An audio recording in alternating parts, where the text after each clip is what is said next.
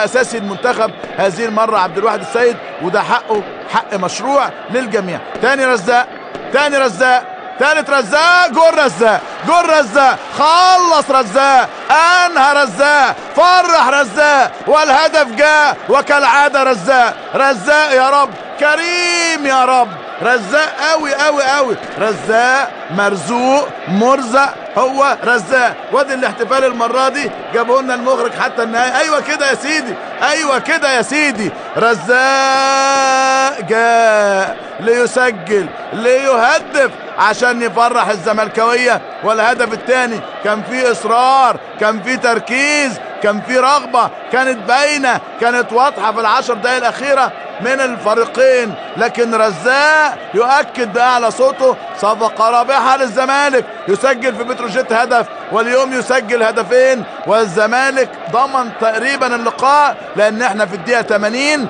والنتيجة 2 الزمالك لا شيء الاتحاد. هل يعود الاتحاد للقاء؟